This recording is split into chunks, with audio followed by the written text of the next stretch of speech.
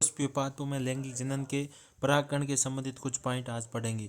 परागकणों का परागकोश के वर्तिकाग्र तक स्थानांतरण क्या कहलाता है? परागकण कहलाता है। स्वपरागण व पर परागण हेतु पुष्पों में विभिन्न प्रकार के युक्तियां व अनुकूलन पाए जाते हैं। पर परागण के लिए वायु, कीट, पक्षी, चमगादड़ आदि चाहिए। कार्यक्षम व जननक्षम होते हुए भी मादा तथा नर युग्मकों की निश्चन की विफलता असंगतता कहलाती है, मतलब निश्चेषण नहीं होना। परागकण अंकुरित होकर परागनली का बनाते हैं, जिससे दो नर युग्मक होते हैं। परागनली अंडाशय की ओर वृद्धि करती है। अंडाशय में बीजांड होता है, जिसमें भ्रूणकोश विकसित होता है। भ्रूणकोश में 3 कोशिकीय अंड समुच्चय, 3 प्रतिमुख कोशिका व 1 द्वितीयक केंद्रक होता है। निश्चेषण क्रिया में एक नर युग्मक अंड कोशिका से तथा दूसरा नर युग्मक द्वितीयक केंद्रक से संलित होता है, जिसे अपन दोहरा निश्चेषण कहते हैं, और भ्रूणपोष का निर्माण होता है।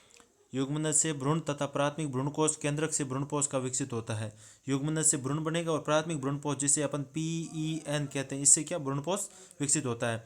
निश्चेषण के पश्चात संपूर्ण बीजांड बीज में व अंडाशय फल में बदलता है। इसके बाद में नर तथा मादा युग्मकों के संलयन के बिना अर्थात निश्चेषण के बिना भ्रूण का निर्माण क्या कहलाता है? असंग जनन कहलाता है। यह बीजाणुद्भिद अथवा युग्मोद्भिद प्रकार का होता है। मुद्रणीय भौतिकविद पंचानन महेश्वरी ने असंग जनन का विस्तृत अध्ययन प्रस्तुत किया था, और उन्होंने इसके 2 प्रमुख तथा अनेक कई अन्य प्रकार बताए थे। असंग जनन कुछ प्रकार का होता है, जैसे अनावर्ती, पुनावर्ती, कायिक असंग जनन या अपस्थानिक भ्रूणता। असंग जनित पादपों में लक्षण मात्र पादप के समान होते हैं तथा इस विधि पादप प्रजनन के लिए बहुत महत्व होती है। निश्चेषण के बीज का निर्माण अनिश्चयक बीजता कहलाता है। उत्तक संवर्धन की विधि द्वारा वैश्विक स्तर पर पौधों का संवर्धन सूक्ष्म प्रवर्धन कहलाता है, और एक बीजों में एक से अधिक भ्रूण का बनना बहुभ्रूणता कहलाता है। और कुछ पॉइंट ये है, जैसे कि बिना निश्चेषण के भ्रूण का परिवर्धन अनिश्चयक जनन एवं बिना निश्चेषण के अंडाशय का फल में विकसित होना अनिश्चयक फलन कहलाता है। अनिश्चयक जनन की परिभाषा हो गई और अनिश्चयक फलन की हो गई। आवृतबीजी पादपों में द्विगुणित बीजाणुद्भिद अथवा अगुणित युग्मोद्भिद प्रवस्था एकांतर क्रम में पाई जाती है, जिसे इसे पीढ़ी एकांतर कहते हैं। तो इसमें मेन पॉइंट ध्यान रखना, 9वां पॉइंट, 8वां पॉइंट, 8वां, जैसे कि क्या निश्चेषण क्रिया में एक नर युग्मक एक अंड कोशिका से दूसरा द्वितीय केंद्रक से संलित होता है। युग्मनज से भ्रूण बनता है और प्राथमिक भ्रूणपोष केंद्रक से भ्रूणपोष का निर्माण होता है, ये ध्यान रखना।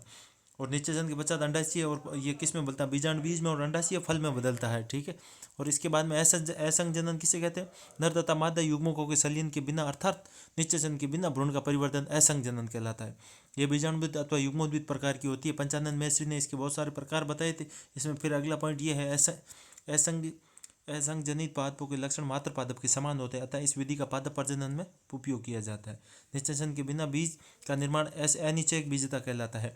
और उत्तक संवर्धन का विधि द्वारा वैश्विक स्तर पर पौधों का संवर्धन को सूक्ष्म प्रवर्धन कहलाते हैं। सूक्ष्म प्रवर्धन क्या होता है? उत्तक संवर्धन द्वारा पौधा का बड़ा स्तर पर, मतलब हजारों लाखों पौधे उत्पन्न करना।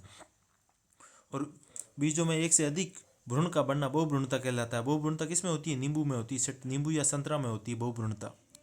और इसके अलावा बिना निश्चेषण के भ्रूण का परिवर्तन अनिश्चयक जनन एवं बिना निश्चेषण के अंडाशय से फल का बनना अनिश्चयक जनन और अनिश्चयक फलन हो गया। फलन क्या होगा? बिना निश्चेषण के फल का बनना। और अनिश्चयक जनन क्या होगा? बिना निश्चेषण के नई संतति या भ्रूण का बनना। आवृतबीज पादपों में द्विगुणित व अगुणित पीढ़ी, मतलब एकांतर क्रम में पाई जाती है, इसे पीढ़ी एकांतर कहते हैं। पीढ़ी मतलब द्विगुणित के बाद अगुणित और अगुणित के बाद द्विगुणित पीढ़ी आएगी, इसे पीढ़ी एकांतर कहते हैं। जैसे हम एंजियोस्पर्म या कवक शैवाल, एल्गी वगैरह में अपन ब्रोफाइटा, टेरिडोफाइटा में पीढ़ी एकांतर का लक्षण पढ़ते हैं।